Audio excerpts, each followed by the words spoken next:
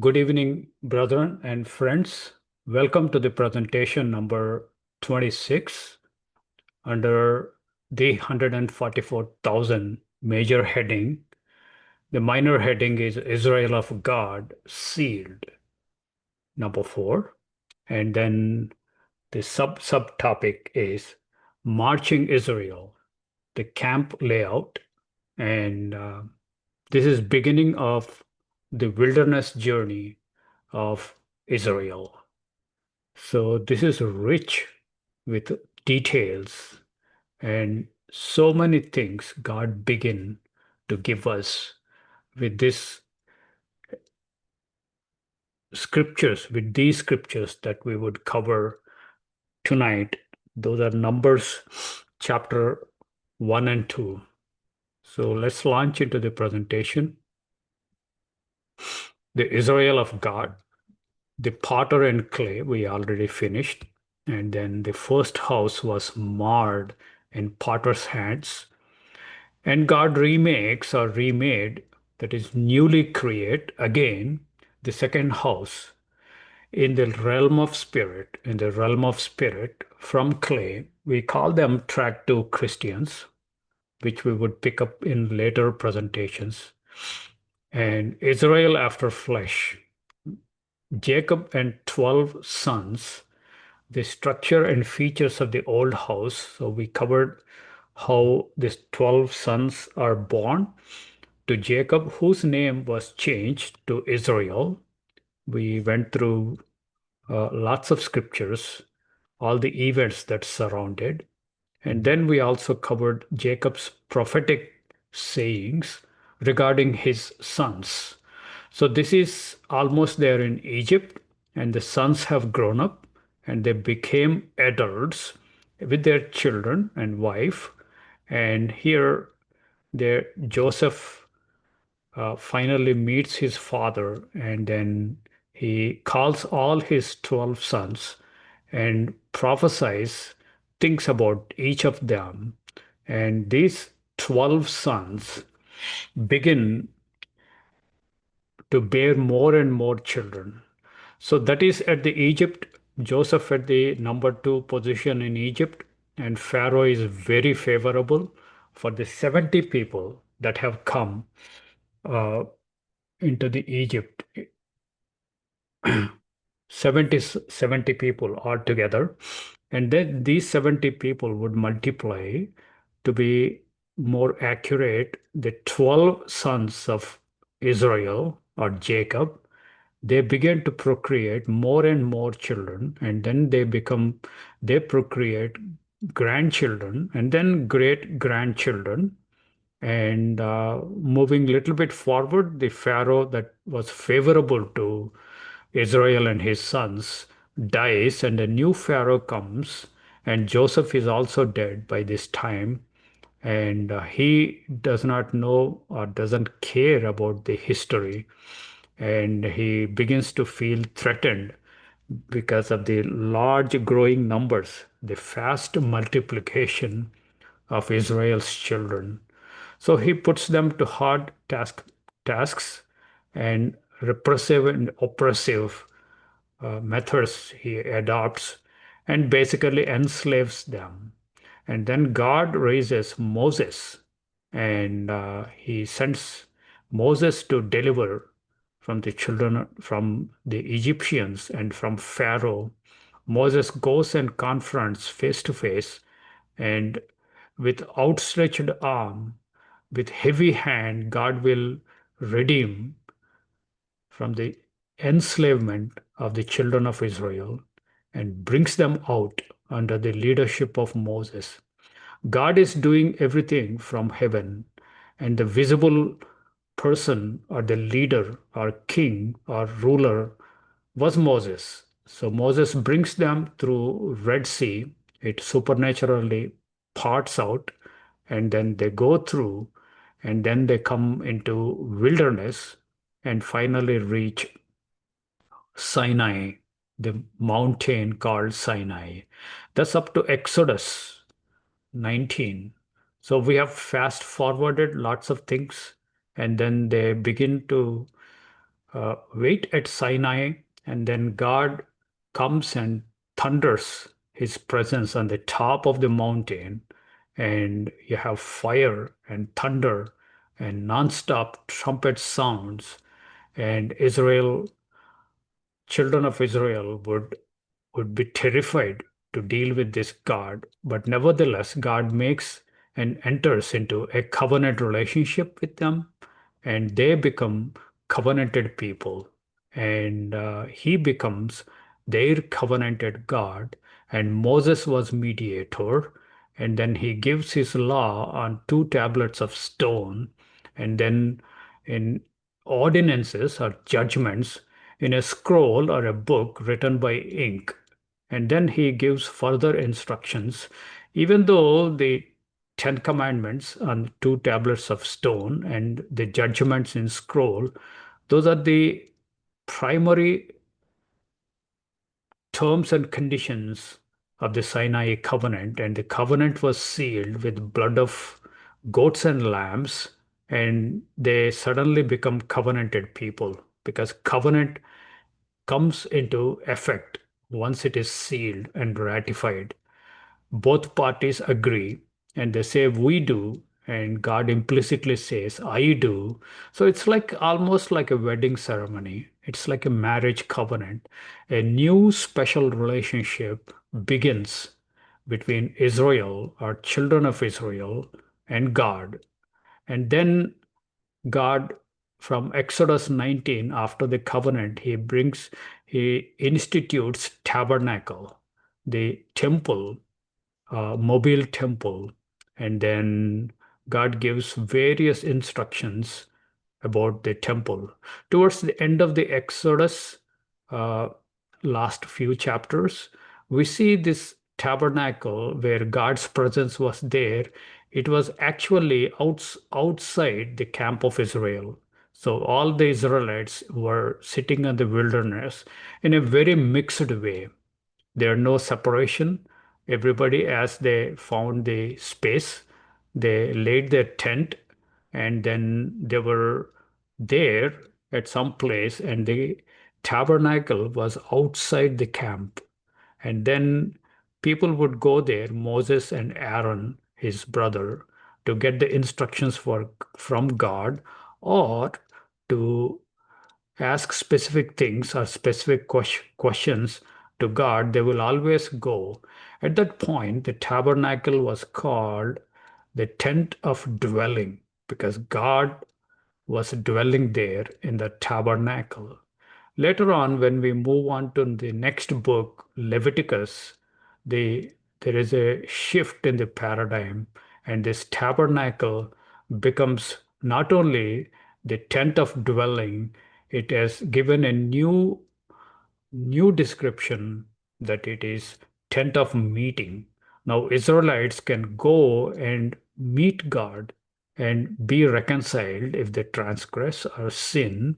And there is an interaction with God because now it has become a tent of meeting. And then God puts lots of instructions and regulations and legislations, how they can approach God, how they can meet God, and what are the rules and restrictions. And since God is holy and cannot be approached by unholy men and women, so he has legislated several rules in terms of rites and rituals around the tabernacle. So we have various things, clean and unclean meats, and then you have various kinds of sacrifices in Leviticus, and then you have institution of festivals, everything geared towards tabernacle, and then you have feasts, and then it goes on with various uh, diseases, how to handle them, and then we come to the end of Leviticus, and we step into the next book, that is Numbers. So once the Numbers begin, they're still at Mount Sinai and they haven't not moved. So then in Numbers, first 10 chapters, God uses those 10 chapters to give instructions to the children of Israel to prepare for the journey. It's a long journey going to last about 40 years, and they go through several turns and twists and experience several things. And this is the beginning of the wilderness journey.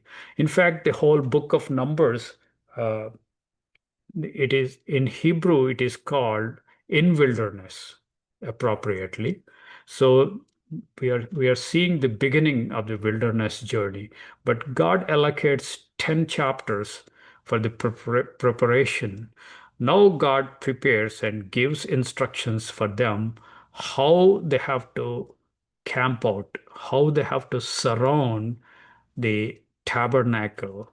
So there is tabernacle in the middle, and then God asks the whole children of Israel to separate themselves according to their tribal lines, according to their genealogies or pedigrees. So the whole layout of the camp comes from God directly. It's not the idea of man. So that is what tonight layout of the marching Israel, patterns and insights. And then we will next couple of presentations. Then we will come to Israel after spirit, and then the new Israel, the person and the features of new house and structure of the new house. And then we will wrap up the most of the 144,000 discussion, and we will briefly take up great innumerable multitude and wrap up this series. That is the plan. And so Revelation chapter 7, verses 4, uh, these are the primary verses we are studying.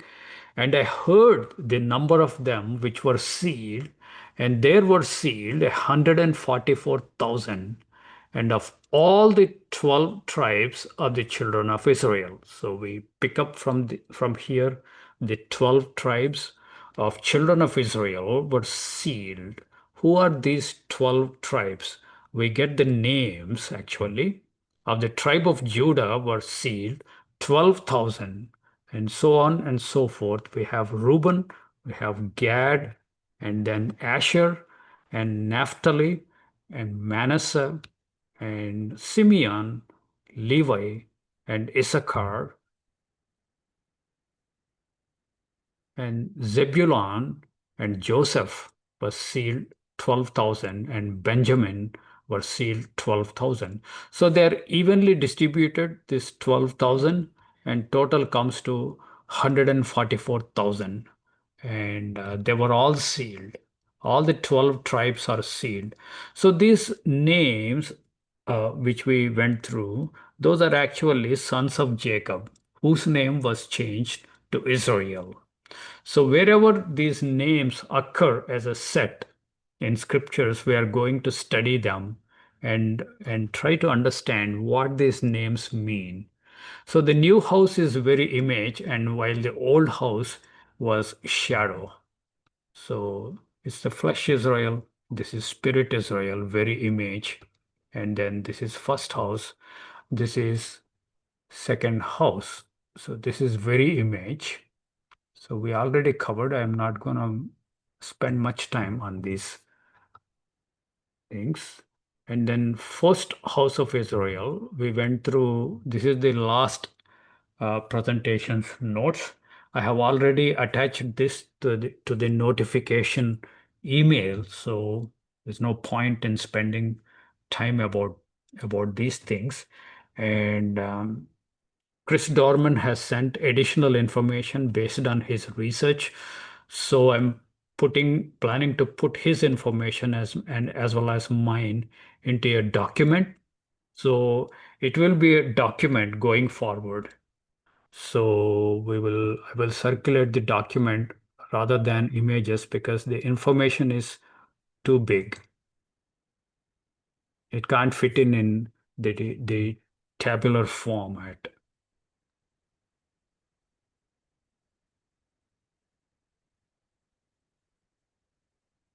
So here is the tabernacle of congregation, and here is the tabernacle. This was originally called tent of dwelling, and now it is called tent of meeting. So Israelites can meet God at the entrance. This is the east entrance of the tabernacle. So these are basic things. Outside there's a brazen altar. It is where the fire is there and the animals are sacrificed. They're killed at the base, are killed at this point, and then the blood is poured around the brazen altar, and then uh, they are burnt if there's a burnt offering. And this is brazen laver, again brass, where the priests would wash their hands and feet before starting the work of the day. And you have the actual tabernacle proper. Inside every artifact is gold. You have golden lampstand facing it, a golden table of showbread, and then there's a golden altar of incense. There is a veil, and inside this is a perfect square. Actually, it's a cube. Length, breadth, and height are exactly same, and you have a box like a box. It's called Ark of the Covenant, and then you have on top of it there is a mercy seat, and mercy seat is where God's presence dwells, where God would position himself and stands. Now, as they are beginning the wilderness journey, previously they have seen glory of God resting on top of the Mount Sinai as a big fire, and the whole mountain quaked. There were thunders and storm-like atmosphere and non-stop deafening um, trumpet sounds. Now, God, His glory, moves away from Mount Sinai. Now it comes back as pillar of cloud and pillar of fire. Pillar of cloud by day and pillar of fire by night. And He positions Himself on this mercy seat at the center. So this is the presence of awesome presence of holy God. Now we see here there are several layers to protect Israel or even non-Israelites. If anybody comes in violation of laid down legislation, he will be decimated. He will be burnt alive. A fire would come from heaven.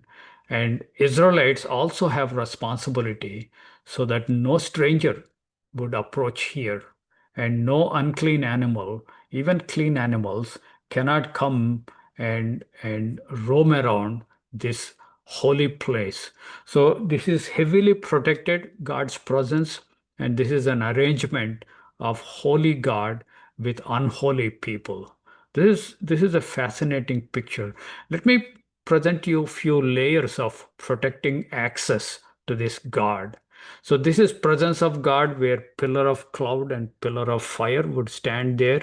You have two cherubims on either side facing downwards but covering with their wings. That is the first layer of protection, protecting the access to God's awesome presence. And there are two more cherubims embroidered on the inside of this veil, and those two cherubims are also protecting. So you have first layer, two cherubims, second layer, again another set of cherubim that are protecting from this people here to come here. Only Aaron is allowed, high priest, once a year on Day of Atonement to here to atone children of Israel. And then you have this whole house as another layer of protection because only the priests, sons of Aaron, are allowed. And then you have Levites are also allowed into the compound. And and it's still restricted access. So you have the boundary of the tabernacle. This place is called courtyard or uh, temple courtyard or tabernacle courtyard. So this is the boundary. So this boundary protects is well protected and anybody dares to go and trespass, they will be decimated. So God wants to protect Israel, even Israel, from decimating themselves by violating any of these boundaries. God puts layers of further layers of protected access or preventing trespassing uh, spatially towards this place of the Holy of Holies. This is called Holy of Holies, and this is called Holy Place. So this is basically basic tabernacle, and here they have just entered into covenant with God, and here they became covenanted people. And then God, wherever you have covenant in operation, there is a thing called covenant formula. Covenant formula applies, comes in three aspects or three rules, we can say. That is covenant formula. First is God says, I am your God, people. I am your God. The second rule is, you are my people. You are my people.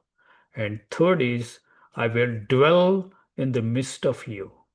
I will dwell amid you, or the middle of you, or among you. These are the three primary factors that whenever we see covenant, those three primary factors come into force, especially the covenants between God and people. So now God promised that he would dwell with them and among them. That changes everything. That changes everything. So up to this point, up to Numbers chapter 1, first verse, uh, that was all, those were all promises. The covenant formula was a promise, and the tabernacle was always outside the camp of Israelites. Now the tabernacle moves inside the camp, or the camp goes and places itself around this tabernacle. Now we are experiencing first time God dwelling with his people literally. So this is a big shift and the first demonstration of God dwelling with his people. So with this background, we will see the camp layout and the children of Israel, how God places them, how he gives instructions, and they have to exactly camp according to the instructions God has given them. He still continues to use Moses as the chief leader or ruler and his brother Aaron as high priest. So the high priest is the layer where they interact with God. The high priest and his sons, the priests, would mediate. They form an intermediate layer between children of Israel and and God. So that was all Leviticus. He puts elaborate rules for priests. And then if we also see the Levites are put around this tabernacle to protect Israelites from dying, so that Israelites, knowingly or unknowingly, might trespass and come near the presence of God and they get killed. So he puts Levites also. So let's launch and see the Numbers chapter 1 layout of marching Israel. So this is a marching Israel, the wilderness journey. God takes good time to prepare them. So many instructions God gives to them regarding this layout and regarding the numbering. So first he asked Moses to number each of the tribes. So we are going to build something much greater later on these details. So just focus on the details what God says. So he picks up 20 years and old sons from the children of Israel. That's very important. The 20 plus 20 and above, those men or sons are able to fight the war. So they can fight the war. So they are counted. Now, a new concept of army is introduced. These are armies of Israel. So from every tribe, God asks 20 and above to be counted so that they are called armies of Israel according to the tribes. Remember, tribe is like a family. It's a larger family. It includes great grandsons, great great grandsons, and lots of great grandsons. All of them put together into a unit called tribe. But each tribe were fathered by one man. For example, tribe of Reuben. Reuben is the son of Jacob or son of Israel, and whoever Reuben gave birth to through to his wife, so whoever have fathered by Reuben, they all become tribe of Reuben. So they could be great grandsons, great great grandsons, or just his sons. All of them clubbed together. It's a larger family of multi-generational people. So it's a concept is family and the lineage and the pedigree and everything boils down to who fathered them who fathered them. And then 20 plus years are selected to be part of the army because they are able to fight. So the fighting is essential to be part of this camp. And,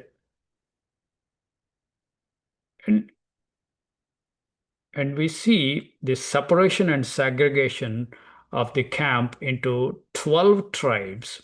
In addition to 12 tribes, 12 units, they were put together by three units. Three of the tribes would be put together and formed into one camp. So we have four camps, and four camps are distributed in four directions. You have east, west, south, and north. So you have four camps, and each camp has three tribes, and they circle around the whole tabernacle. And let's see what God asks Moses to do the numbering. And Numbers chapter 1, verse 1. And the Lord spoke unto Moses in the wilderness of Sinai, in the tabernacle of the congregation, on the first day of the second month, in the second year, after they were come out of the land of Egypt. It's almost the second year plus, since they came out of Egypt. And take you the sum of all the congregation of the children of Israel after their families. It's very important, families, by the house of their fathers, with the number of their names, every male by their poles. The word Hebrew word is like skull or head. So figuratively, by head count, you count all the heads, which we use it today also, the head count. So you number people who are 20 years or old. We will see that shortly. Verse 3, from 20 years old and upward, and all that can go forth to war in Israel.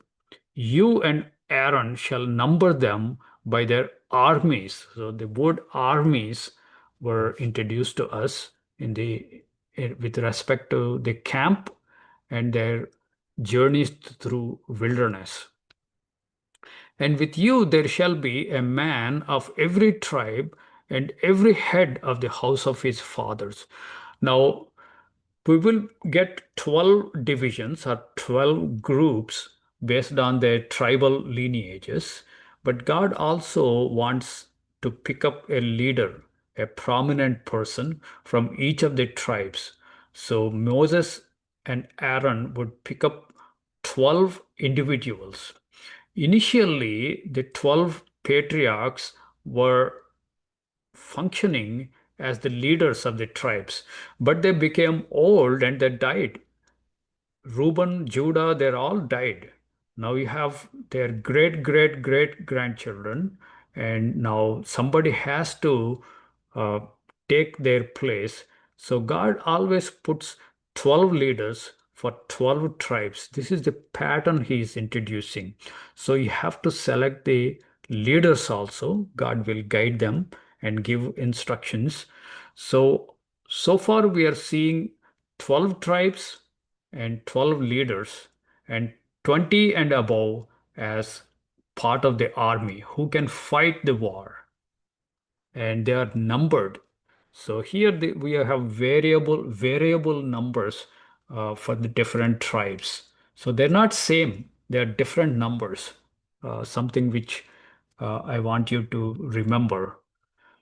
Verse 5, and these are the names of the men that shall stand with you. Of the tribe of Reuben, Elizur, the son of Shadur. So God is picking them, picking the leader first. So you have Elizur, which means, see the name, meaning of the names. They're also pretty interesting. My God is rock. And the son of Shadur, the daughter of light. So these are very New Testament concepts. These words, these mean. Of Simeon, Shelumiel, that is friend of God, and son of Zurishaddai, that means my rock is almighty. Of Judah, each of the tribes, Nation is the leader. Nation is the leader, or prince, who is son of Aminadab. My kinsman is noble. I don't know why enchanter. It sounds little negative. Of Issachar, Nathaniel, the given of God, the son of Zuar, littleness. Of Zebulun, Eliab, my God is father is the meaning of Eliab, and the son who is the son of Helon, that is strength. Verse 10 of the children of Joseph of Ephraim. So now Joseph is divided into two names, Ephraim and Manasseh. Ephraim, their prince or leader is Elishama, which means my God has heard, who is the son of Amihud. My kinsman is majesty. And of Manasseh, Gamaliel. So Gamaliel is their prince, which means reward of God. The son of Pedazur means the rock has ransomed. See, these are not by accident. Something is being embedded. Something is being built with a pattern in mind. Verse 11 of Benjamin, Abidan, that is, my father is judge, and the son of Gideoni is my hewer. Of Dan, Ahiezer, that is, my brother is help, the son of Ammishaddai, that means my kinsman is almighty. Of Asher, the prince would be Pagiel. Pagiel is event of God, who is son of Okran. Okran is troubled. Of Gad, Eliasaph, that is, God has added, and the son of Deuel, they knew God. And Naphtali, you have Ahira as their prince, that which means my brother is evil. The son of Enan, Enan means having eyes. What does that mean? It's very strange. And these, now we have come to conclusion of all the 12 tribes and their princes. And these were renowned, everybody knows them, of the congregation, and princes of the tribes of their fathers. So they're prince for each of the tribes and heads of thousands in Israel. So they are the leaders, they are the movers and shakers. For some reason, God has some rudimentary leadership for each of the tribe, each of the 12 units. And then, and Moses and Aaron took these men which are expressed by their names. So here scripture also saying which are expressed by their names. So their names and the meaning of their names are important, and they are built in into the pattern. Verse 18, and they assembled all the congregation together on the first day of the second month, and they declared their pedigrees. See, everyone, all the 12 princes of Israel, they declared their pedigrees. They could narrate son of, son of, son of, each one tracing back to one of the 12 sons of Jacob, whose name was changed to Israel. So they could prove their pedigrees.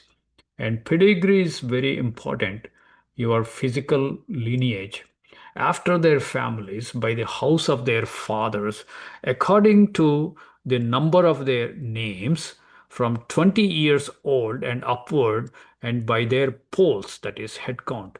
So not only these princes could relate to the ancestors, the 12 sons of Jacob, but each of the 20 plus years old, the tribal young men or tribal men who are able to fight the war, they also have to prove, at least give an attestation and testimony that they belong to so and so tribe.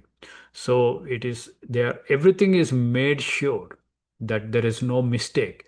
They separate themselves based on their pedigree and their ancestor and the tribal lineage. First time the separation and segregation into 12 compartments, we see that. Prior to that, they were all mixed up, mix and match. And the Lord commanded Moses, and so he numbered them in the wilderness of Sinai. So we see the numbering of each of the tribe, and uh, and the children of Reuben, Israel's eldest son, by their generations, after their families, by the house of their fathers, according to the number of the names, by their polls, that is head count, every male from 20 years old and upward, all that were able to go forth to war.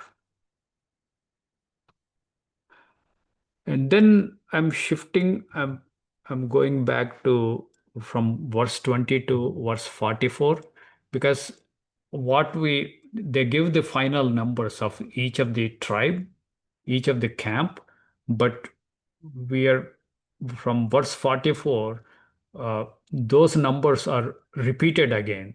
So I just skip those verses. We will start from verse 44. And these are those that were numbered, which Moses and Aaron numbered, and the princes of Israel being 12 men. So the princes of Israel, 12 men. From there, you have 12 groups. Each was for the house of his fathers. So everything is fathered. Who fathered whom? Who fathered whom? That is the fundamental paradigm for the separation and establishment of each of the camps. Verse 45, so were all those that were numbered of the children of Israel by the house of their fathers, from 20 years old and upward, all that were able to go forth to war in Israel. Even all they that were numbered were 600,000 and 3,550. So this is the final number. This is not the total number of Israelites. It's only 20 and above who are able to go and fight the war. So you have close to 600,000 army, total army. Now we will see each of the tribe is counted, and but the Levites, after the tribe of their fathers, were not numbered among them. So the Levites were out, and Joseph is split into Ephraim and Manasseh. So the 12 count is always maintained for some reason. So the name mangling occurs throughout the Bible. These 12 names, uh, loosely would occur about 20 places in Bible, at 20 places. And each time the order is changed, it is mangled. And sometimes a tribe is removed, sometimes a tribe is added. But most of the times, the 12 count is maintained, the total count. Sometimes Judah is removed, sometimes Judah is added, sometimes Levi is removed, sometimes Levi is added. In the Revelation chapter 7, we see Dan is removed, but others were used. But there seem to be 12, the total 12 divisions, 12 groups are necessary for this pattern that God is establishing in this shadow. So the Levi is out here for the camp layout, and for the Lord had spoken unto Moses, saying, only you shall not number the tribe of Levi, neither take the sum of them among the children of Israel. So they're out. And God tells the reason. But you shall appoint the Levites over the tabernacle of the testimony, over all the vessels thereof. So, all the furnitures, vessels, utensils that are used inside the tabernacle, including the tabernacle itself, it has to be maintained, has to be carried out during the journeys by Levites. That's why Levites were not part of the army which would fight. They are separated from the rest of the groups in order to serve God and serve tabernacle in much closer to Him, but additional responsibility, a greater responsibility is bestowed on them. A greater honor is also given to them because they are carrying the tabernacle. It is their responsibility to dismantle the tabernacle and carry the parts while the camp journeys through wilderness. And once camp halts, it is responsibility of Levites to put the things back. And then the priests, those are sons of Aaron, will come and do the tabernacle functional aspects, that is, sacrifices and trimming of lamps and burning incense. So that will be carried out by the priests who are sons of Aaron. But the Levites also have a special responsibility, full dedication to the tabernacle throughout the wilderness journeys. They shall bear the tabernacle and all the vessels thereof, and they shall minister unto it, or serve unto it, and shall encamp around the tabernacle. Here God tells they should encamp. They form a ribbon around tabernacle to protect Israelites coming towards nearer to God. And verse 51, and when the tabernacle is set forward, the Levites shall take it down. And when the tabernacle is to be pitched, the Levites shall set it up. And the stranger that comes nigh or near shall be put to death. So there's an explicit instructions. No stranger should approach near the tabernacle. And the children of Israel shall pitch their tents, every man by his own camp, and every man by his own standard throughout their hosts. Now, children of Israel were told to organize by camps, by groups, according to their tribal lineage. And they carry their own standard or a banner, every tribe. But the Levites shall pitch around the tabernacle of testimony, that there be no wrath upon the congregation of children of Israel. And the Levites shall keep the charge of the tabernacle of testimony. So Levites are given additional responsibility to guard the tabernacle, any access to the tabernacle, to prevent Israelites ever approaching the tabernacle, or any stranger, or any unclean animal, or even clean animals. So the Levites have additional responsibility of guarding the tabernacle. And the children of Israel did according to all that the Lord commanded Moses, and so they did. Here we see the Levites surrounding the tabernacle. Here is the tabernacle. And then these are three sons of Levi. Levi has three sons, Merari and Gershon and Kohath. These are the three sons, and all their descendants are formed into camps. So they all pitch their tents around it. And then on the east side, this is east, Moses and Aaron and their sons will camp there, and their families are camping there.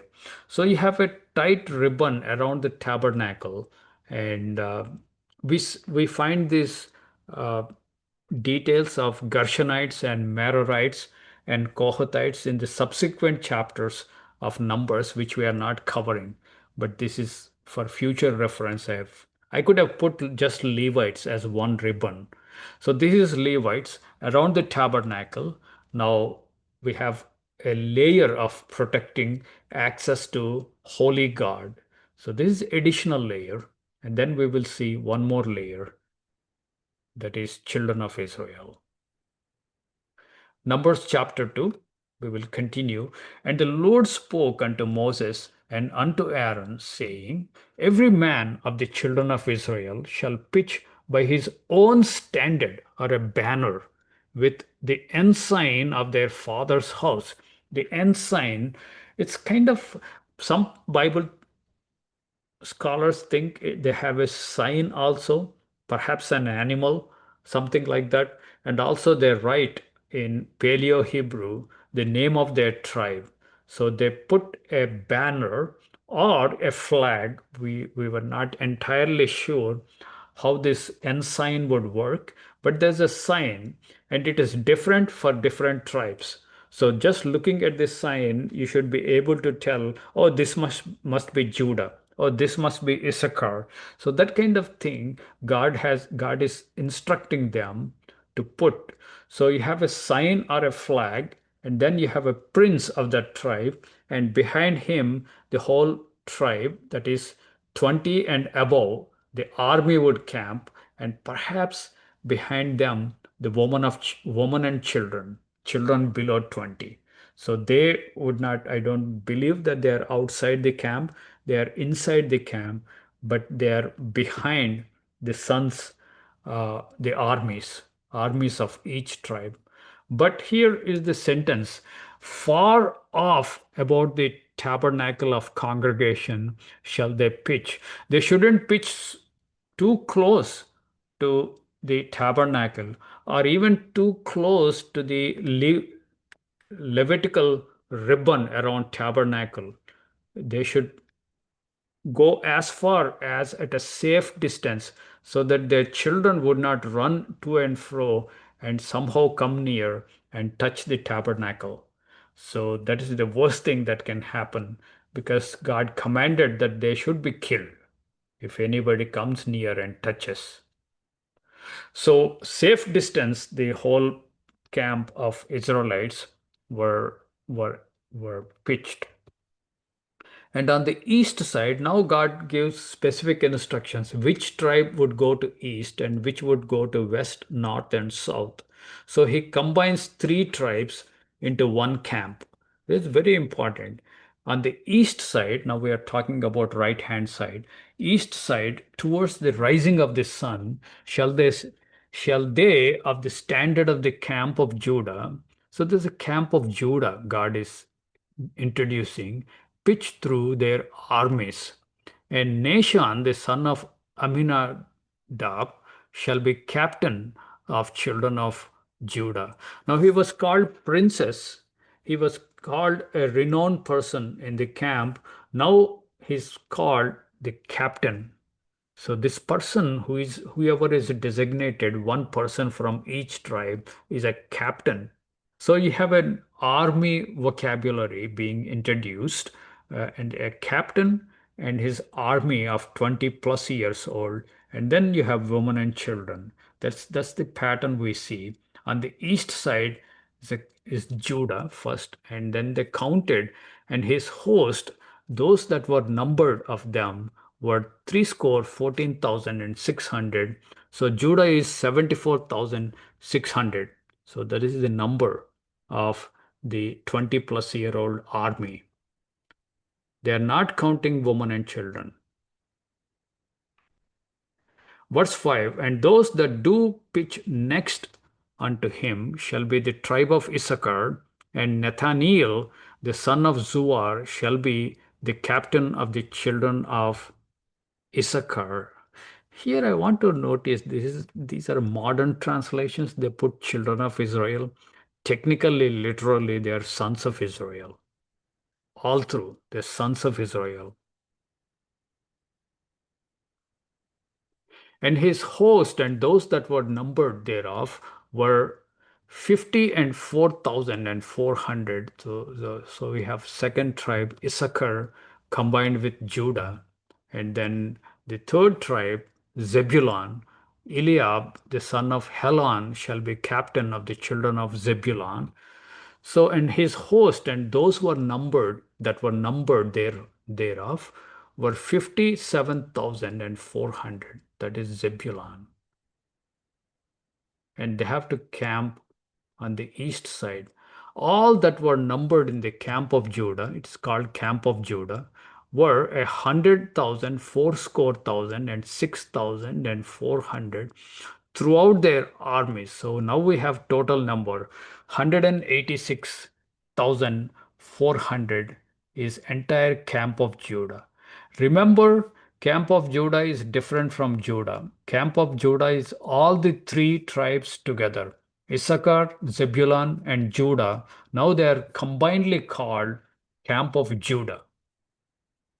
And these shall first set forth. So they have to set their tents first. And they are the ones who would also dismantle their tents and ready to move. In fact, later on we find Judah is the leading tribe. Judah moves first. When the pillar of cloud and pillar of fire would raise up and they will blow the silver trumpets, everybody pack up and get ready and move, and the pillar of cloud would lead the way. So they would follow, and the first tribe that would follow the pillar of cloud and pillar of fire would be Judah, and rest of the tribes would follow them.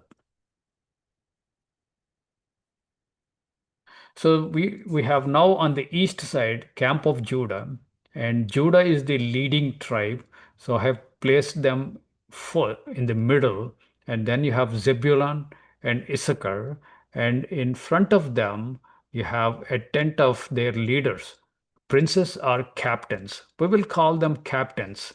So there are three captains, three tribes, and the camp of Judah that is on the east side. So we will continue. We will finish all the four sides, 12 tribes. On the south side shall be the standard of camp of Reuben according to their armies, and the captain of the children of Reuben shall be Elizur, the son of Shedeur, and his host, and those that were numbered thereof were 46,500. So Reuben is were given a number, and those which pitch by him shall be tribe of Simeon, and the captain of the children of Simeon shall be Shelumiel, the son of Zurishaddai. And his host and those that were numbered of them were 59,300. So Simeon is 59,300. And then the tribe of Gad, the captain of the sons of Gad, shall be Eliasaph, the son of Ruel.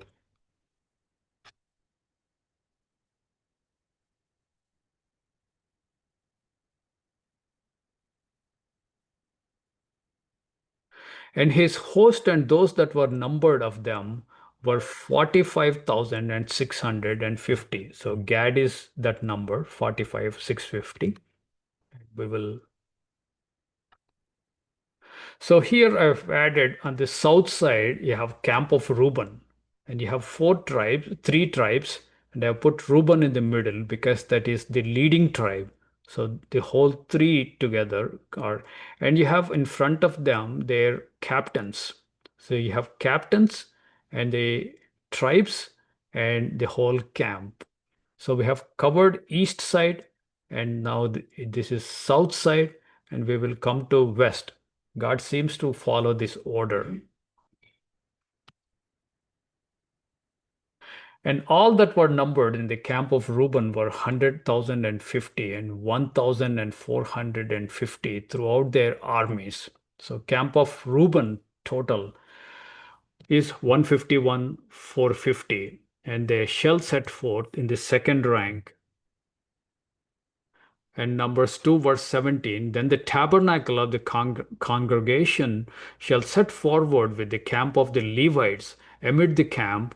As they encamp, so shall they set forward every man in his place by their standards. So Levites should direct every tribe, every man, which places they should pitch their camps. So the overall supervision and overseeing responsibility is given to Levites, how the camps sit and at a safe distance from them, away from camp for their own good. Now we will come to the west side, on the left hand side. On the west side shall be the standard of the camp of Ephraim according to their armies. And the captain of the sons of Ephraim shall be Elishama, the son of Amihud, and his host, and those that were numbered of them were 40,500. So that is Ephraim, camp of Ephraim. And by him shall there be tribe of Manasseh, and the captain of the children of Manasseh shall be Gamaliel, the son of Pedahsur, and his host, and those that were numbered of them were 32,200. So that's Manasseh. And then the tribe of Benjamin, the captain of the sons of Benjamin, shall be Abidah, the son of Gideoni. So, and the hosts of those that were numbered of them were 35,400. And the total count, camp of Ephraim, is 108, 100. And now we have on the left hand side, on the west side, you have camp of Ephraim. Ephraim in the middle, the leading tribe, and Manasseh and Benjamin with their counts and their captains in the front. And the last standard, the standard of the camp of Dan shall be on the north side by their armies, and the captain of the children of Dan shall be Ahiezer, the son of Ammishaddai. So, and his host and those that were numbered of them were threescore and 2,700. Dan, and those that encamp by him shall be the tribe of Asher, and the captain of the children of Asher, their captain would be Pagiel, the son of Okran, and his host, and those that were numbered of them, they were 40 and 1,500. Then the tribe of Naphtali, and the captain of the children of Naphtali shall be Ahira, the son of Enan, and his host, and those that were numbered of them were 53,400. Naphtali. And the total count, camp of Dan, is 157,600. And now we come to the total Israel. The total camp of Israel is 603, 550, about 600,000. That's a huge number of the army of the camp of Israel. But the Levites were not numbered among the children of Israel, as the Lord commanded Moses. So we finished the camp of Dan. We have all the tribes around, and there's a ribbon of Levites, and you have the tabernacle. And this is the grand picture of the camp. And here, remember, in the Holy of Holies, on the Ark of the Covenant, you have the mercy seat where the pillar of cloud and pillar of fire that will position itself. So this is the very presence of God. This is ground zero. Now we have to make some additions to this diagram, which I have missed. So the layout of, let's continue. Verse 34. And the children of Israel did according to all that the Lord commanded Moses. So they pitched by their standards. So they set forward everyone after their families, according to the house of their fathers. So this is the thing. Additionally, is everybody has a banner, a standard in front of them. So I have added standards, and then this is the total count. And I have also added count for each of the camp. So Ephraim is 108, 100. So all the camps I have added few details, and also I have added the compass. So this is east. On the east is camp of Judah. On the south is camp of Reuben. And then you have on the west camp of Ephraim, and camp of Dan is on the north. So we need a compass. So this is the picture, and there are various additional informations Bible students and scholars have come up. It's mostly an interpretation. They're not directly listed or directly stated in Bible, but they're indirectly hinted. So people pick up hints and come up with additional information. So I will just add for the information only. So these are 12 tribes of Israel. They are also depicted in the sky, in this space. Some people call it zodiac, that is the modern name for the constellations. And Israel was called heaven. Israel was also called 12 stars of heaven. Each of the tribe is 12 stars. For example, Joseph dreamed a dream where the 11 stars will bow to him. That is, 11 of his brothers would bow to him. So 11 stars. So the stars, people would study these things and come up with that. So they have 12 stars. The 12 stars in the uh, are groups of stars. It's not really a star in the modern scientific sense, but you have groups of stars. There are 12. It is called Pleiades. Pleiades. So these 12 stars are believed to be representing 12 tribes of Israel.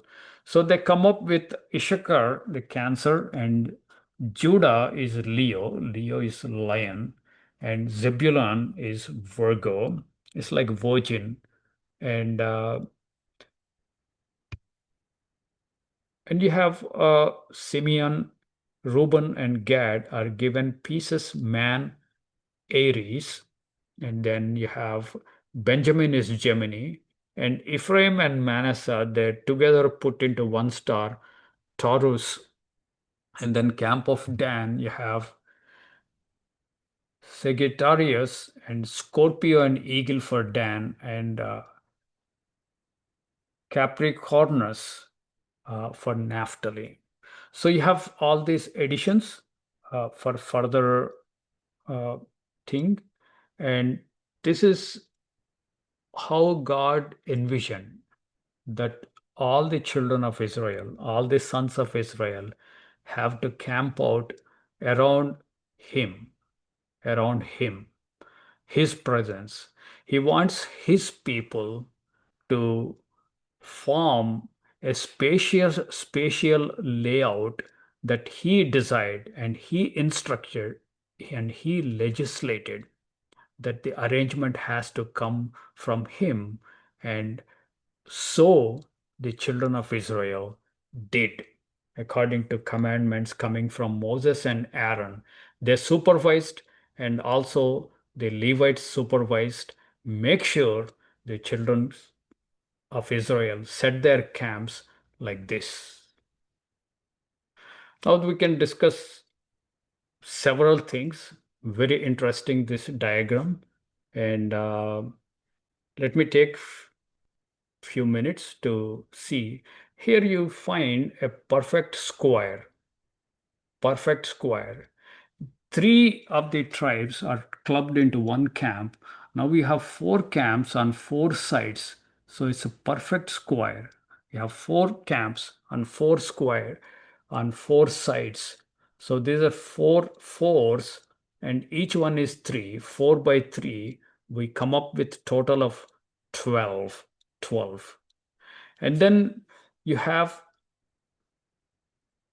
you have a picture where everybody is equally distanced from the presence of God.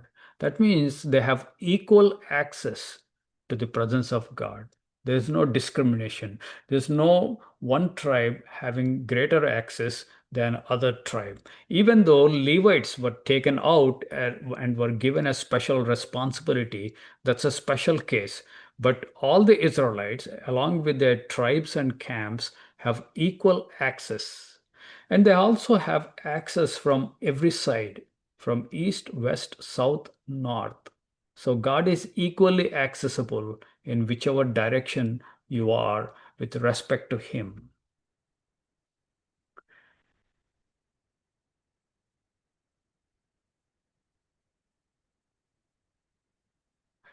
Additionally, you have this picture maintained throughout the camping of the Israelites for next 40 years through the wilderness. So the wilderness is outside of the camp, is all wilderness, inhospitable. It's very inhospitable, and they have snakes, scorpions, and wild animals. You know what else? There are dangers everywhere outside, but you have a protection inside this camp. This camp is now perceived and understood as the extension of God Himself over His people. It's almost described by Bible teachers as God extending His wings as a canopy covering all these tribes because He is in the middle of them and He is with them. They are His people. He is their God, and I am in the midst of them. I am now accessible equally to all of them. They are under my protection, my canopy, and my wings. That's another thought about this. And now God introduces in the later chapters of Numbers. Now this is a holy camp because He's a holy God. They become a people holy. That's why it begins to describe them as holy nation and kingdom of priests. Now, this concept extends beyond the camp of Israel. They are priests to the entire world. All other nations have to look at the glory, their glory, and want to become like them. So they have a priestly function when God calls them the holy nation and kingdom of priests. And you are a peculiar treasure, folks. You are a treasure, a peculiar treasure to me. And you are chosen people. I have chosen you. All of you are chosen people. And now all these thoughts would demand certain rules and restrictions for the holiness. Now God introduces concept of defilement. People who contracted leprosy, they are not allowed to stay inside the camp. They have to step outside the camp. People who have discharges, and I believe the women who have periods, they also need to stay outside the camp until they are good. They can come back. So the holiness has to be preserved within the camp. Camp is a special place. Is the holy armies, even the armies of God. And God calls Himself by this title, Lord of Sabbath. That means Lord of armies. Now here God is their king. He's an invisible king. and they are his armies. So it is a moving army, it's a moving kingdom, and it's a moving city, city of God. And it is a beautiful, wonderful picture that God envisioned for this camp. God looks differently at this camp than the other nations because they lacked understanding. But the people inside the camp, unfortunately, also did not realize how precious, how great this camp is in the sight of God. They often complained during the wilderness journey, looking at Moabites, looking at other kingdoms, how they are able to eat good food. Now we are locked in this wilderness. They constantly complained and rebelled. Now, the 40 years journey also brings us to have a different look at this camp. We see the we see the children of Israel rebelled against God in several ways, and God decimated many of them. And finally, 40 and below, you're not going to make it into the promised land. So there's a first rebellion at the outer layer, children of Israel, and they perished. And people who are young, the next generation, actually continued the journey. So the camp remained same. The idea, concept remained same, but people who rebelled perished for the camp's outer layer. Then come here to the inner layer, and the Levites, they also rebelled at some point. We are also Levites. We can also take up censer, challenging the authority of Aaron, and they were decimated. Like Abiram, uh, you have Dathan, earth opens up and swallows them. So some of them are judged, but who are faithful, they continued. They continued. And then finally, Moses and Aaron, at last of them, they also rebel. Moses strikes the rock twice and he was judged. And along with him, his brother Aaron was also judged. God said, you are also not making into the promised land. And, and Joshua takes over the baton. But, but the camp, the beautiful picture that God gives us remains same. It serves as a foundation for several new concepts, new constructs, much complex constructs would come through the pages of Bible as we move forward. But this serves as a foundation, as a template where we see God dwells with his people, where God calls them, you are my people. And God calls himself, I am your God. It's a covenanted people dwelling together in a beautiful, blissful existence. They complained about the things that they missed and the toys they lacked compared to the other nations. But they've forgotten the fundamental thing, that is, God is with them. They have full, equal access to Him. If God is with you, what are those toys meant anything? They are nothing. God can provide anything and everything to you. People, you are now His people. You have a covenant relationship. And God also sees them and Himself as His wife. Now we are talking about a husband with his wife. That is the picture of covenant. So God with his wife. This is a beautiful picture of the outcome of Sinai. So God envisions his wife to dwell with him always, sharing his glory, sharing every blessing from him. Even though there will be initial testing and trying in the wilderness, but he unleashes abundance on every side. comfort, blessings, abundance, no sword, lack nothing. That is the God we are looking and serving. So Israelites have much more than they realized. The very presence of God with them.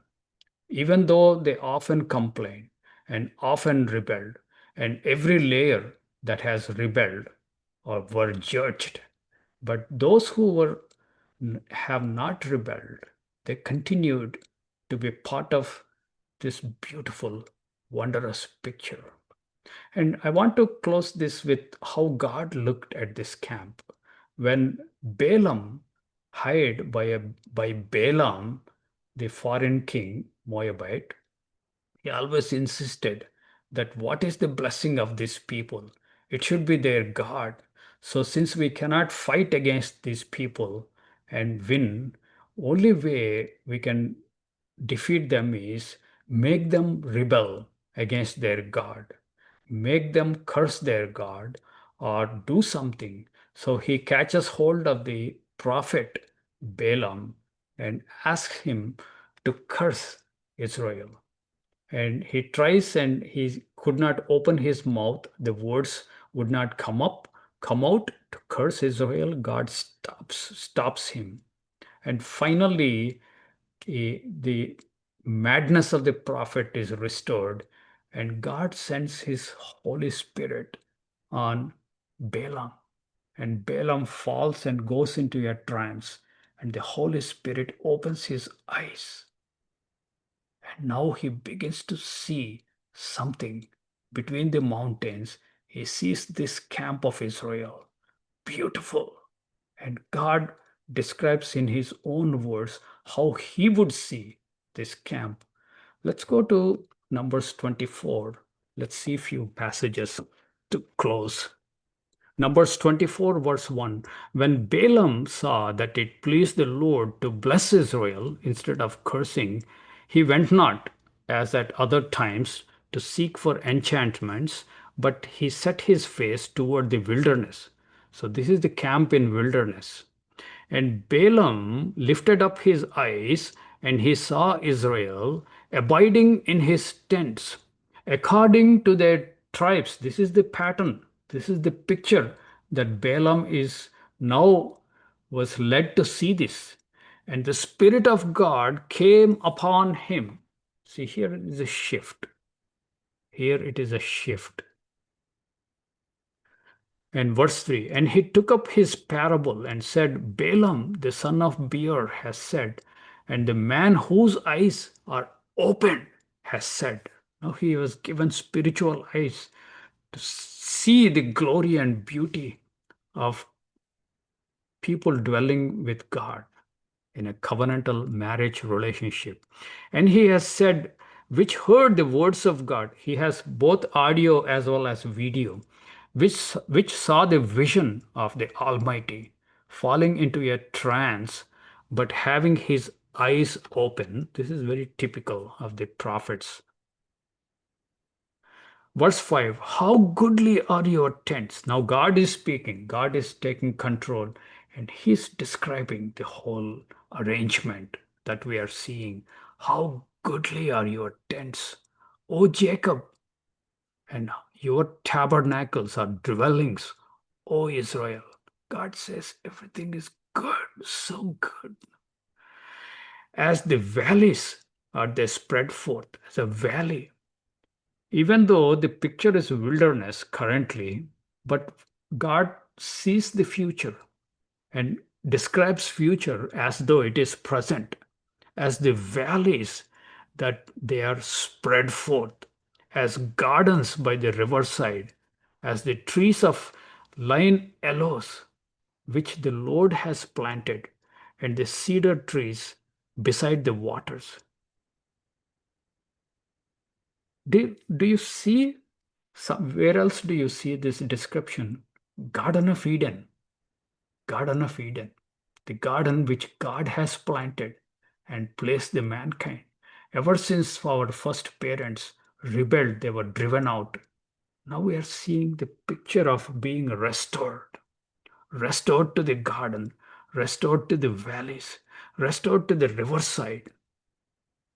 Wow, God is seeing the Eden back. Continuing verse 7, he shall pour out water out of his buckets. So it's a figure of speech for blessings. And his seed shall be in many waters. So will multiply. And his king shall be higher than Agag. Agag is a foreign king, which Israelites always looked up to. And his kingdom shall be exalted.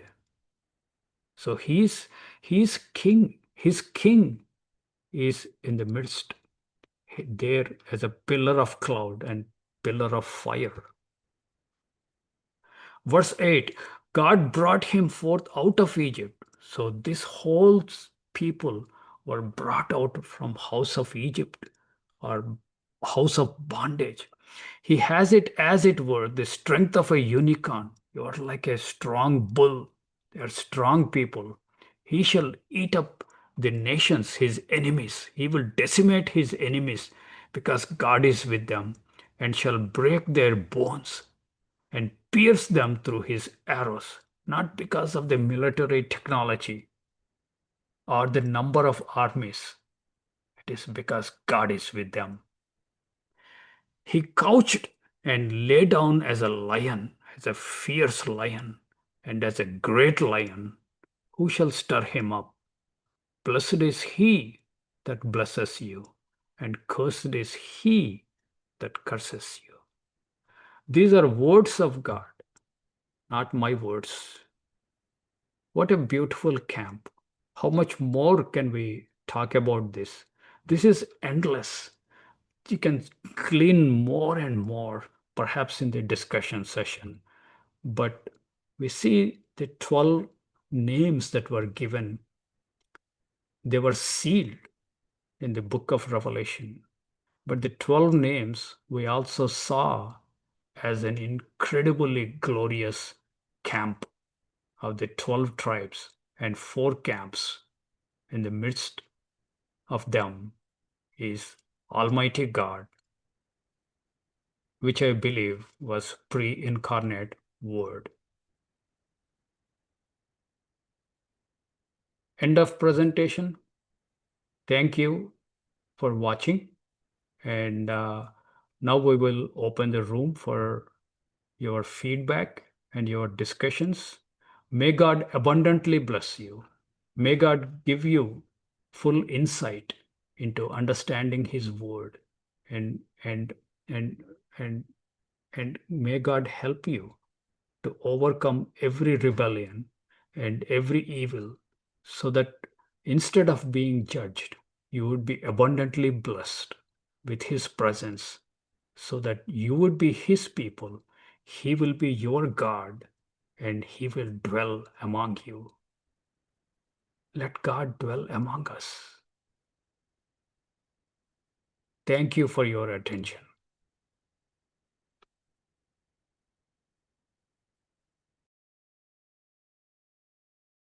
Go ahead, Marlene. Yes, a wonderful message. Seemed like you really brought out the reality of God with us going through this, and how he looks at us, your description in Numbers 24. I thought that it was just like, wow, this really struck me tonight. And then just trying to really grasp what we've been offered and the value of what we have, and not be like the Israelites that, didn't really understand what the riches they had, wanting a man king instead of God as their king. There's just brought it together nicely. Thank you. You're welcome. Glad to hear that you like the presentation and see that it benefited you, if I'm reading correctly. But appreciate your feedback. Let's go to Tom. Good evening, Tagore. I was pondering on how they put all the tribes together. There must have been some intermarriage between the various tribes prior to this, and because they were living pretty much together, all mixed in. So, do you have any thoughts on how they went about setting them up as far as how they fit into each one of the areas, and because of the different tribes they came from and all the intermarriages they were doing, I can think that it'd be quite difficult to get them all divided up again. That's Can a you some thought? Yeah, that's that's an interesting question. We can remember maybe 3 or 4 generations before. Prior to that, we don't know who our great great great great grandmother or great mother or father were. Nobody knows beyond 3 or 4 generations, and they have to go like several generations in the Egypt. So there should be some way they can figure that out. Maybe fathers keep telling their children that we come from this tribe, this tribe. So they should have knowledge of their history, and not only history as a nation, but history as each of the tribes. And also, I believe God helped them to trace back their lineage. Uh, Otherwise, without God's help, I think they don't have any genetics or gene technology to trace back. So the work of uh, God also, because He's the one who is orchestrating and building these things. So I strongly believe God is kept them separate, perhaps from intermarrying also from one another. So there's a tribal purity is maintained. Uh, those are my thoughts. If somebody else has other insight, we will welcome.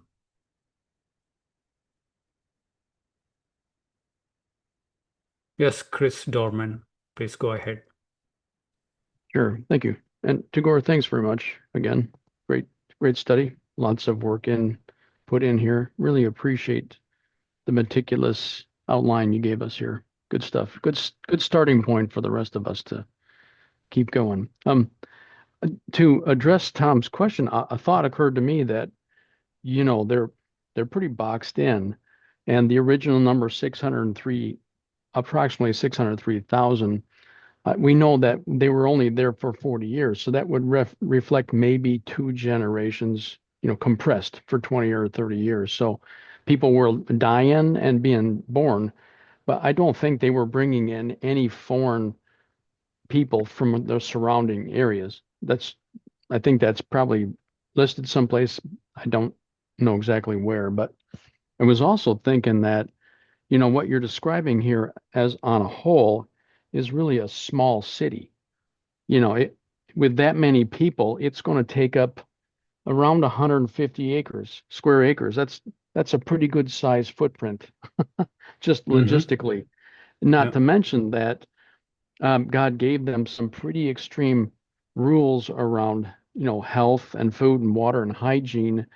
And, anybody with any illness had to go outside the camp. They had to be seen by the priest, and then they either had to go outside the camp or stay in their dwelling, and they were, quarantined for 7 days until they could be cleansed. But then I'm also thinking that the surrounding areas probably weren't that rough because that's where their animals would have been. There were thousands of animals with them, as well as their fresh water sources and their dumps, where they took their trash, etc. And of course, then there were probably other people in the surrounding areas, around them.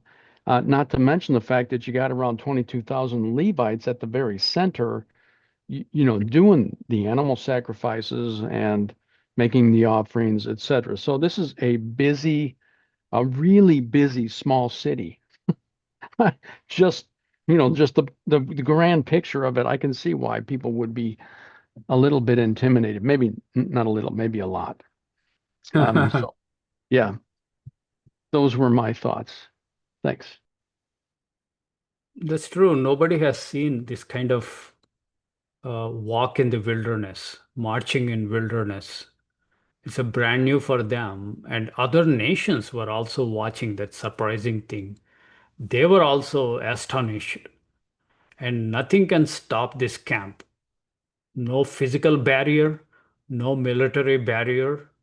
They would they would powder any of the enemies that would challenge them. It's a moving, massive army and undefeatable. And but unfortunately, they are human, and they were given only one kind of food for all 40 years. That's manna. And what one point they said they loathed this manna. And then the water was also very restricted kind of thing. They were tested again and again. And then one time it is out of rock, other time it is uh, from wells, other times it is a river. Sometimes the water is there, but it is bitter. And they were tested waters of Mariba, where the waters were bitter. So you have all kinds of trying and testing and proving through the wilderness journey. And it's a process of refinement. They are being refined. And rebellious people were judged, while the faithful were made more faithful. We can talk endlessly about wilderness journeys. Even with this picture that we touched, like I just touched very few points, very high level. We can talk a lot about that. But yeah, that's a good topic you raised, Chris.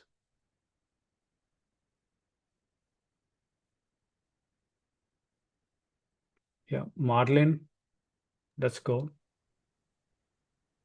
You're talking about the mixing of the Israelites, the tribes. Were you talking about that then before the tabernacle was made? And then obviously when the tabernacle was made, then people were set according to their tribes. Is that what I'm understanding? Yeah, during the Egyptian slavery years, who knows what could have happened if everybody forgot about their tribal lineages and everybody intermarried. It's hard to trace back and separate into tribes. So there is supernatural divine providence. At least some tribal identity is maintained, that separation before the tabernacle is introduced, before they came to Sinai. So they have spent quite a few generations under slavery in Egypt. So at that point, in those years, there could have been potentially a mixture, but that did not happen because they are able to separate quickly. That's what I was referring to. Yeah, I can see them, coming from where they were to Egypt when Joseph was there. I mean, I always had the impression that they were still with their own tribe, and then of course they grew, from 70 to several million. Yeah, so it's interesting to think about that. What's interesting, Chris was talking about this huge city that's moving, and yet Second Chronicles says that God kept the other nations who were larger than them. You were small, and I protected you. And I said, nobody's going to touch my anointed. So you think of the largeness and the um, number of people that, in all these nations. I mean, it's hard to fathom those things. And, even when they talk about all the sacrifices of the animals, 100,000 or 30,000 or whatever they're doing, it's like, that's a lot, compared to how we look at things today. Yeah, that's true. Eh, They probably multiplied in even in 40 years in the wilderness, and more babies born, and they're probably much larger when they were about to cross Jordan into the promised land. So God supernaturally blessed them even in Egypt in multiplying and then through the wilderness journey. and their shoes did not wear off, their clothes did not stink, their hair was not damaged in the 130 degrees in the daytime and somewhat around 20 to 30 in the nights.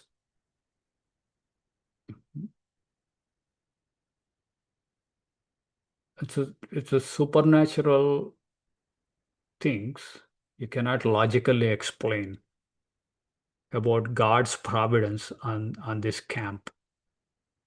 There's so many things. You're right, it's a moving city. And some people call it a paradise on earth.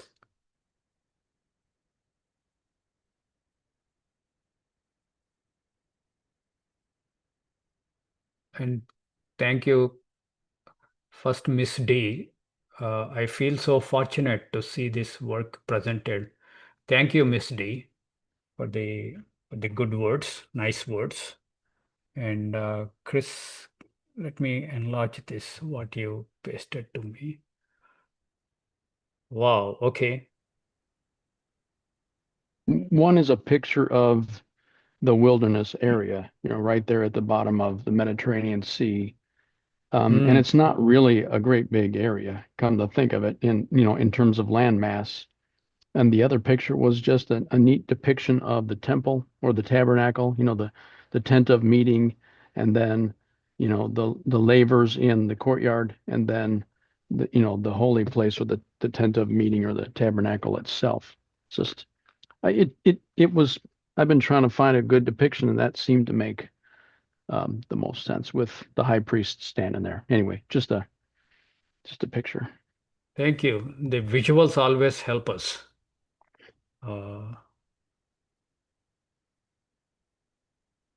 Gailin, please go ahead.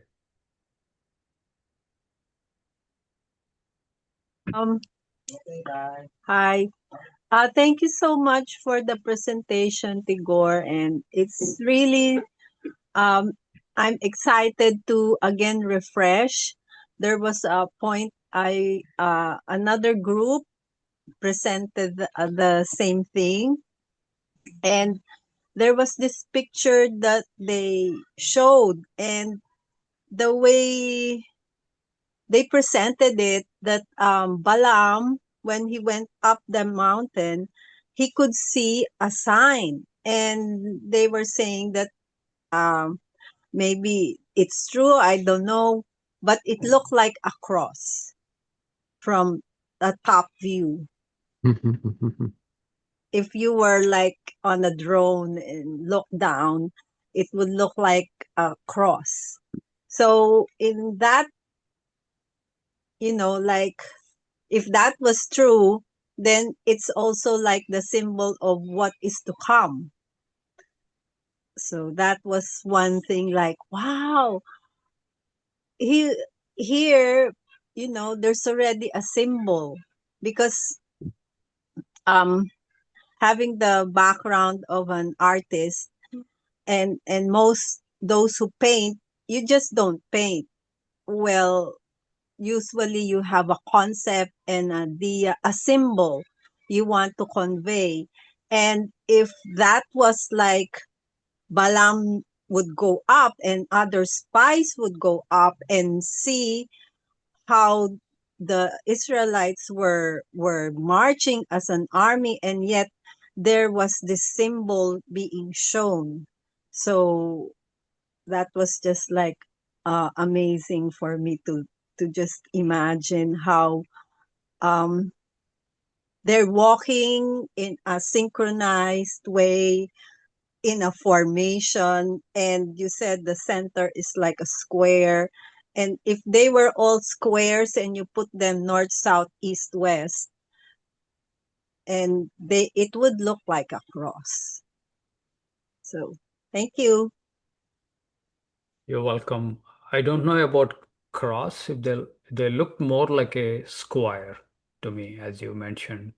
The series of ribbons around, and the main innermost square is Ark of the Covenant, that box, which is not kind of square, but the concept, the Holy of Holies at least is square as well as cube, where God's Mm-hmm. presence is there. So every outer layer eventually becomes like square.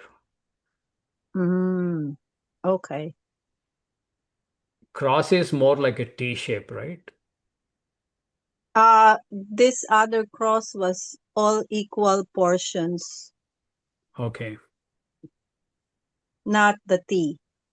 Like there's some, as you said, in the east is a group, and it was named uh, Judah, and then south is another three groups or two, Reuben, Reuben. So camp of and Reuben.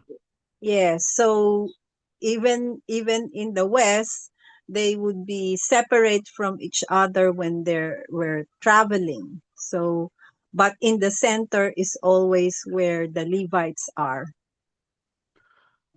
That's true. While they were camping, I believe the eastern edge, camp of Judah, and south, camp of Reuben, they would touch each other at the corner because they have to Mm. protect from any True. unclean animals. Mm-hmm. So, a diagram, I did not present them as touching. It's a tight layers, tight ribbons. Okay. Mm-hmm. Same with Levites. It's a tight ribbon, it's a closed ribbon. Yeah, that would be true when they're on camp. Yeah. But when they're moving, maybe that's harder to do, but easier if you were like a cross or something.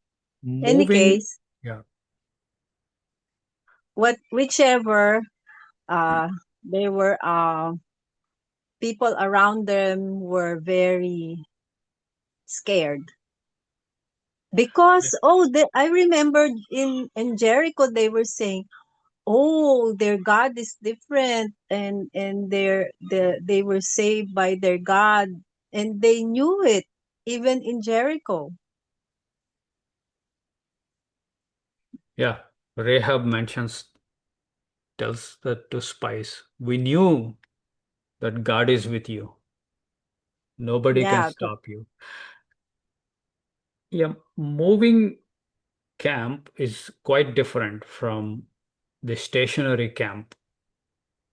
Uh, Moving camp has a different dynamics. So while they were moving, no doubt they would obey the commands of Moses and Aaron, and everybody would look to the pillar of cloud and pillar of fire by night. That is their compass.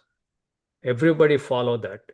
But I believe they move in a line like a big caravan and tabernacle in a dismantled position.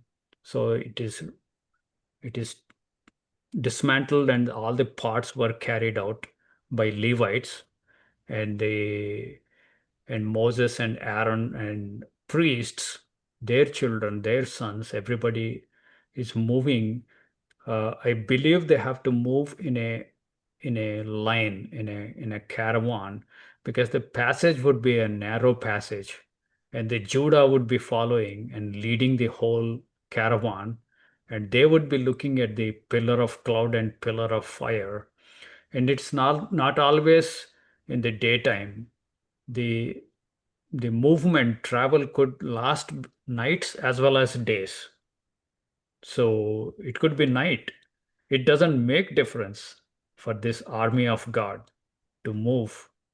It moves as swiftly as it would move in the day. Both night as well as day is same because they are same to God. And they were not given advanced information how long they would be traveling and in which direction they would be traveling, or if they camp out, they were not told how long they would be camping at that place. There are several unknowns through the wilderness journey, and they have to just follow that big, huge pillar. Yeah, and I've wondered how long they had when they were warned that we're going to be moving, how much time they had to prepare. Was this Not kind of much time, hurry actually. up? Yeah, Yeah. not much time because they should not become lazy and settle to a one place. That's the semion behind it. Before I wonder, before they get comfortable for that particular place, they hear that sound of silver trumpets. Now go. You should be on move all the time in the wilderness. Since you can't do it all the time, God gives in His mercy some pauses. So they settle and they move and they settle. If you consider entire breadth of 40 years, there's fairly continual basis. They're moving. It's a moving Israel. It's a marching Israel. Even though the camp comes in between two marchings, uh, focus is more on marching uh, in subsequent uh, chapters and episodes.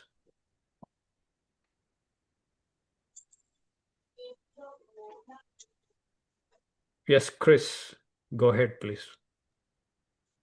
Well, I was just thinking that one of the prime reasons I can imagine that they would have to move the camp. I mean, if you've ever camped, you realize that there's a lot of things you don't have. And if you're in a tent, after a while things just get kind of unkempt and packed down, and they were pouring blood on the ground, and they had latrines. They probably had a whole bunch of hygiene related reasons to move to a fresh area. Just because you got a million plus people in one area, that's just a good reason to move them around to a fresh area. It's like anybody camping, you stay there any length of time without any permanent structures, and now you're going to have some issues with health, etc. So I don't know if that's the reason, but I do know there are examples in the Bible where it talks about how they moved, and it doesn't say how long it took them. But if you're moving that many people any distance, it's got to be like a week plus effort just to get to the new place and then reset things up, you know, in an orderly fashion. So, uh, no lack of stuff to do for sure. That was it.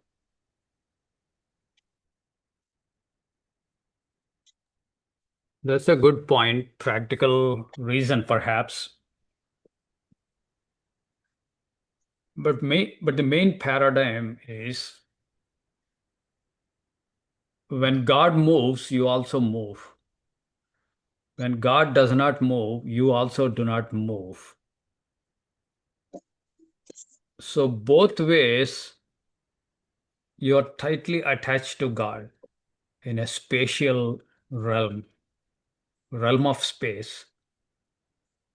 You're spatially with your covenanted God or your invisible king in this vocabulary of army. When you have army and captains, God becomes king, invisible king. So, and the kingdom, it's a moving kingdom. So those are primary paradigms, but there could be practical reasons as you are uh, able to see. That's why we need multiple minds. Thank you. Appreciate, Chris.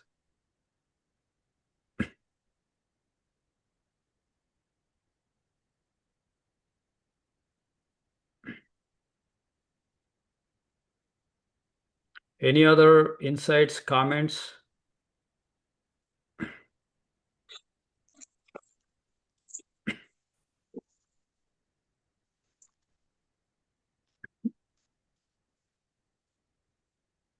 Well, not right now, but if I had another hour, then probably no.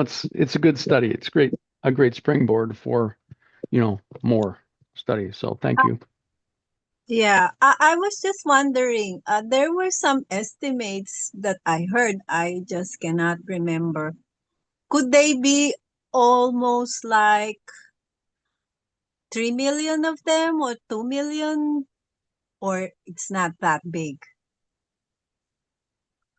But Now you have to even though, count children below 20. yes, that's why also that when Chris was saying you have to move out and then camp again, it takes a while. And if ever they did the resting day, although it wasn't yet given, like Shabbat means to rest. So maybe every 7 days they would camp, or the 6th day they would camp.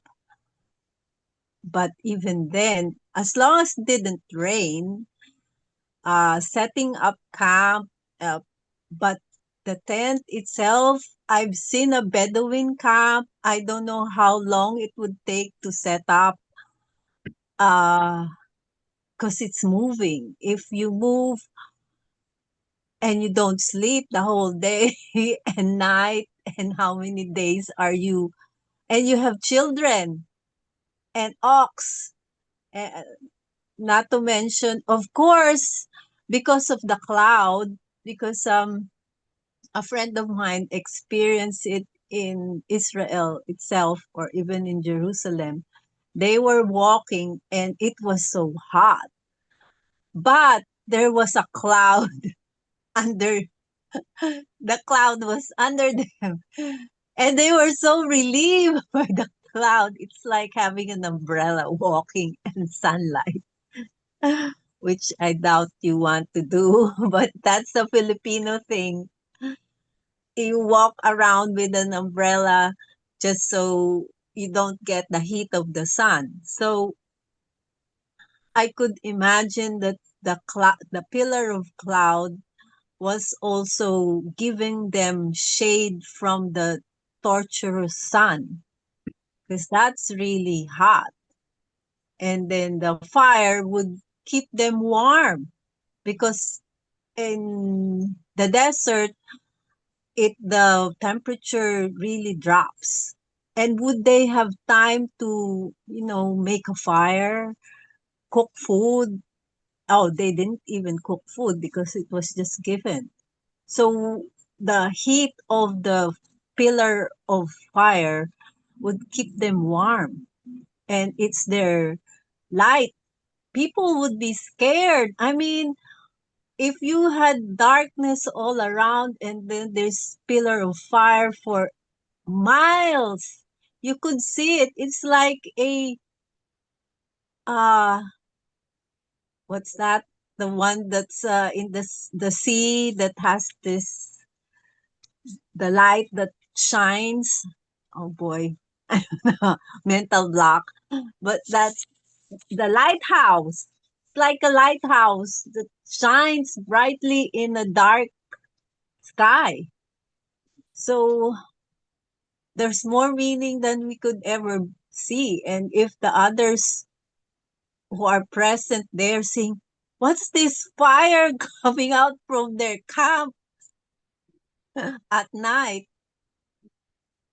And and if they were already doing the incense, um, I was told by, the rumors in Israel that the incense smell from the temple itself would go on miles, and there would be no insect or mosquito, because the incense was so, like, shooing all the bad insects as well. Everything was smelling so nice. Wow. It's just, you have to do it like more than 3D, because that's how we're looking at it now. It's just two-dimensional. We're not there. But how hot is the sand? If you're from the desert, they could understand how hot and how cold at night. So thank you. Thanks, Kylene. So Chris says it's about approximately 2.5 million.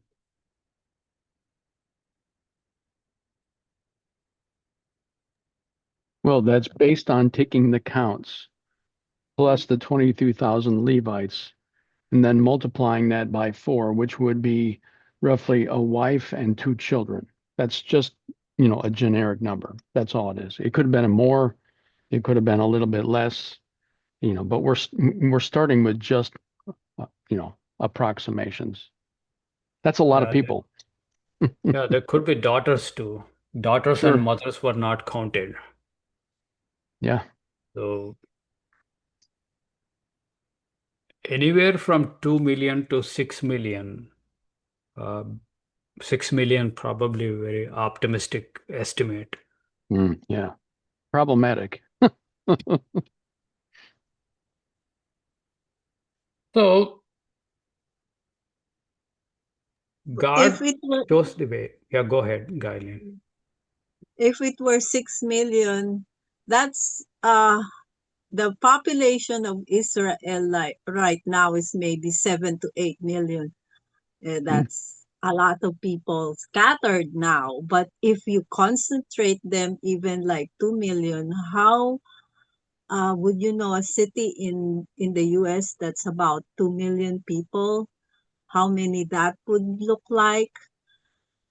yeah, Uh, that'd be the size of maybe Chicago or Milwaukee or Nashville. yeah, That's a good sized city. It's big. yeah, It's big. I don't know in Ten Commandments movie how big they shown the camp. It's quite big. yeah. And I'm just imagining because Luneta Park, when the Pope came, he had the biggest crowd ever. And there was also another People's Power, and they were saying it reached 1 million. So something like that. So, wow. And these were like jam packed together, moving. How would that look like? So, thank you.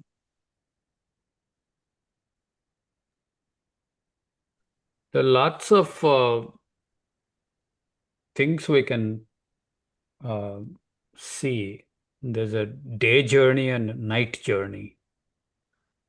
You have different challenges in the night journey compared to day journey.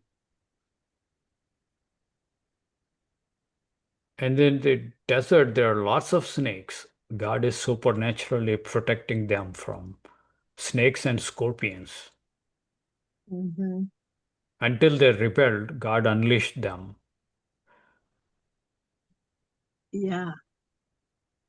Well, and if you like having new clothes, their clothes didn't wear out, right? So they had to wear the same clothes for 40 years. Yeah. But that's their fault. Well, that's true, but they didn't wear out, so which is remarkable. I know. Just imagine the shoes or the sandals of a little boy, and as he's growing up, the sandals also growing. Hadn't thought of it. That's interesting. Sure. I always thought the shoes would not wear out, but they would exchange shoes and try to find something that fit them Right. size. Hand-me-downs. I like that. Yeah. And God would deliberately bring them to some of the nations close by so that they can buy few things, certain things, which Yeah, they they were. could trade. Yeah, they traded. Yeah, there's so many things God does, uh, breaking the pattern, but they do not know the way. God will show the way, and they have to walk. That's another fundamental paradigm we see. Yeah. They can't plan ahead. So No, is you that the cannot, same with because you don't know the way. Somebody has to yeah. show you the way on a continual basis as long So, as you are in wilderness. This is all wilderness. pretty. So it's really the testing of their faith, but because they failed the first test. Some of them. Yeah, of course, Caleb and Joshua did not, but I mean, the rest failed. That's why they all died. They failed. If they didn't fail, they would enter the promised land. Those are some interesting observations, just the two of those things, that they had to follow God because they didn't know where they were going, and they had to rely on him for everything. And that meant it increased their faith. There was evidence that he was faithful. So those are interesting parallels that come out of that example. I think those are parallels and examples that we can use today. True. And besides that, it was the children who became faithful and everyone else died off. Yeah, right. The old generation couldn't give up, the hardness of their hearts and their idolatry. They just couldn't give it up and change. So it's even now, that's why the devil is trying to catch the children. Yes, right. Yeah, I think we experience when we keep the Sukkot in our temporary dwelling, realizing how it's supposed to symbolically show you how you need to rely on God for everything, which is what the Israelites had to do, as you mentioned, Chris. Totally rely on God. So we picture that when we do the Sukkot, the temporary dwelling, reminding us that we totally rely on God. Yeah. Yep. It makes me imagine the original huts of the Filipinos. Every time there's going to be a typhoon, we are all praying because there's a typhoon coming. Like right now, there's supposed to be two of them. And Manila, Metro Manila, and some other parts were really flooded up to waist deep already.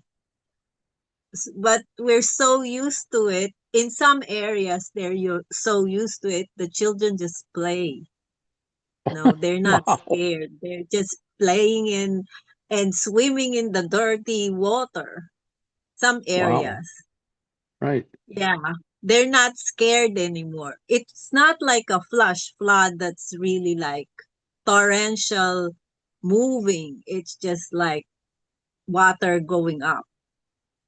Hmm. So if you get used to it all your life, it's nothing new anymore. So I that's suppose. Yeah. life. So Hmm. maybe they also got so used to it, the older people. That's why they're complaining. Oh no, if you're used to that life, you're not complaining. It's the older people who knew the old lifestyle that's complaining because they can compare Yeah. what was in Egypt and what is now. But the children, they grew up, okay, we're going to set up camp, and then a few weeks, okay, we have to pull out.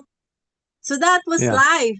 That's normal for them to just follow the Lord. Unlike the hardened hearts, they have tasted the bad fruit. Right. And kids don't mind getting dirty and all that extra activity and the dust and all that stuff. They just don't mind it like adults do. Yeah, so that's why they were moldable. I mean, the young the young are the ones that have to be protected to be molded in the proper way. That's why they were able to enter the promised land. I like that one. That's good. I'm gonna write that one down.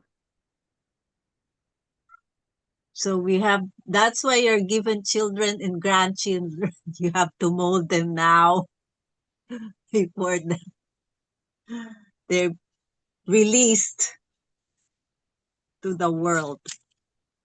And that's the situation what's happening, like in high school, the children, they know their God, but when they get to college, they get indoctrinated and some fall away. Most fall away if they're not really, their foundation is strong. Mhm. Yeah, so that's the other thing.